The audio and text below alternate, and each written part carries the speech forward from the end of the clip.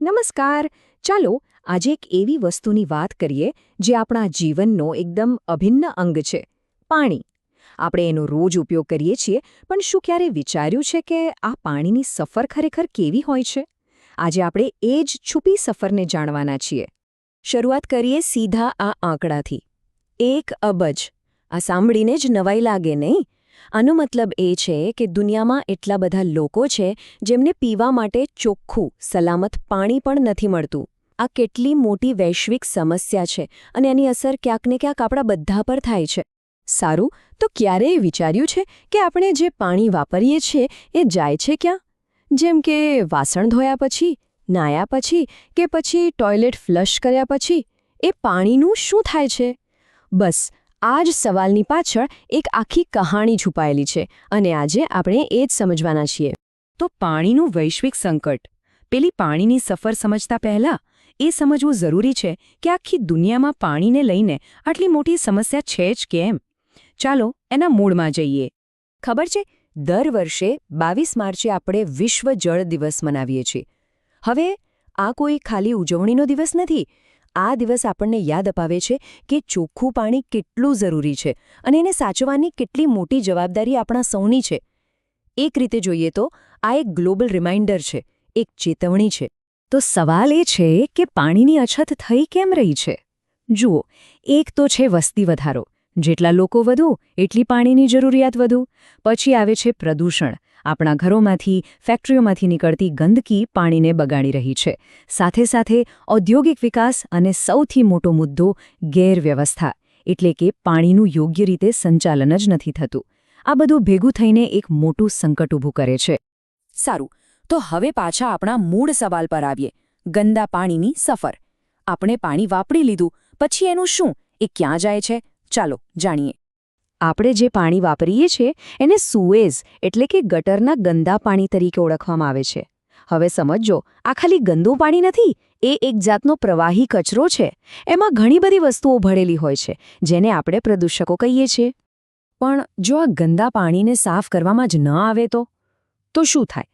આપણે જોઈએ છીએ ને, ગટરો ઉભરાય છે, રસ્તા પર ગંદકી ફેલાય છે અને એનાથી પણ ખરાબ, ઘણા વિસ્તારોમાં લોકો ખુલ્લામાં નદી નાળા પાસે જ શૌચ કરવા મજબૂર છે. આ આપણા સ્વાસ્થ્ય માટે કેટલું ખતરનાક છે એનો અંદાજ લગાવી શકાય છે. તો આનો ઉપાય શું? આ ગંદા પાણીનું કરવું શું? જવાબ છે શુદ્ધિકરણની પ્રક્રિયા. ચાલો જોઈએ કે આ પ્રોસેસ ખરેખર છે શું અને એ કામ કેવી રીતે કરે છે. આ સમજવા માટે એક મસ્ત ઉદાહરણ છે. કુદરતને જુઓ. નદી પોતાનું પાણી કેવી રીતે સાફ કરે છે? સૂરજનો તડકો, હવામાંથી ઓક્સિજન અને પાણીમાં રહેલા નાના નાના જીવો, આ બધું મળીને ધીમે ધીમે પાણીને શુદ્ધ કરે છે. હવે ટ્રીટમેન્ટ પ્લાન્ટ શું કરે છે? એ બસ આ જ કુદરતી પ્રક્રિયાની નકલ કરે છે, પણ ફરક એટલો જ કે એ આ કામ બહુ મોટા પાયે અને ખૂબ જ ઝડપથી કરે છે. એમ સમજો કે એ માણસે બનાવેલી એક ફાસ્ટ ફોરવર્ડ નદી છે. આખી પ્રોસેસને આપણે 3 ભાગમાં સમજી શકીએ. પહેલો તબક્કો છે ભૌતિક, એટલે કે પાણીમાં જે પણ મોટો કચરો હોય, પ્લાસ્ટિક, કપડાં, લાકડા, એ બધું ગાળીને કાઢી નાખવામાં આવે છે. બીજો તબક્કો છે રાસાયણિક. હવે પાણીને જંતુમુક્ત કરવું પડે, એના માટે ક્લોરીન જેવા કેમિકલ્સ વપરાય છે. અને ત્રીજો અને સૌથી રસપ્રદ તબક્કો છે જૈવિક. આમાં શું થાય છે? સારા બેક્ટેરિયા અને સૂક્ષ્મ જીવોનો ઉપયોગ કરીને બાકી રહેલો કચરો સાફ કરવામાં આવે છે. આ બધી મોટી મોટી વાતો થઈ, પ્લાન્ટ, પ્રોસેસ, પણ આ બધામાં આપણો રોલ શું? શું આપણા રોજિંદા કામકાજથી કોઈ ફરક પડે છે? અને જવાબ છે હા, બહુ મોટો ફરક પડે છે. આ જે લિસ્ટ દેખાય છે ને, એને ધ્યાનથી જુઓ. આ છે પાણી શુદ્ધિકરણની પ્રક્રિયાના સૌથી મોટા દુશ્મન.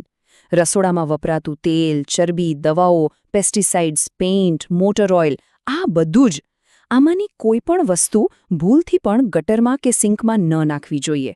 ખાસ કરીને તેલ અને ચરબી, એને તો હંમેશા કચરાપેટીમાં જ નાખવા. પણ કેમ? આટલું બધું ધ્યાન કેમ રાખવાનું? કારણ કે આ બધા કેમિકલ્સ શું કરે છે ખબર છે? આપણે જે જૈવિક શુદ્ધિકરણની વાત કરી, જેમાં સારા બેક્ટેરિયા પાણી સાફ કરે છે, આ કેમિકલ્સ એ સારા બેક્ટેરિયાને જ મારી નાખે છે. એટલે આપણી એક નાની અમથી ભૂલ આખી શુદ્ધિકરણની સિસ્ટમને ખોરવી શકે છે. અને જ્યારે આ સિસ્ટમ બરાબર કામ ન કરે, પાણી બરાબર સાફ ન થાય, ત્યારે શું થાય? ત્યારે ફેલાય છે ગંભીર રોગો. ટાઇફોઇડ, કોલેરા, કમળો, ઝાડા આ બધા પાણીથી થતા રોગો છે અને આ બીમારીઓ કેટલી ગંભીર હોઈ શકે છે એ આપણે સૌ જાણીએ છીએ. સારું, ઘણી બધી સમસ્યાઓની વાત કરી, પણ હવે વાત કરીએ ઉકેલની, આશાની. એક સ્વચ્છ ભવિષ્ય તરફ આપણે કેવી રીતે આગળ વધી શકીએ? આધુનિક ટેકનોલોજી આપણને કેટલાક ખૂબ જ સરસ ઉપાયો આપી રહી છે. એમાંનો એક છે બાયોગેસ પ્લાન્ટ. આ એક એવી સિસ્ટમ છે જેમાં ટોયલેટમાંથી નીકળતો કચરો ઢંકાયેલી પાઇપલાઇનથી સીધો બાયોગેસ પ્લાન્ટમાં જાય છે. અને આ ટેકનોલોજી એક ક્રાંતિ જેવી છે. કેમ? કારણ કે એ એક તીરે બે નિશાન લગાવે છે. એક તો કચરાનો એકદમ સુરક્ષિત રીતે નિકાલ થઈ જાય છે અને બીજું એ કચરામાંથી ઊર્જા એટલે કે એનર્જી પણ બને છે. સ્વચ્છતા અને ઊર્જા બંને સમસ્યાઓનો એક જ ઉપાય.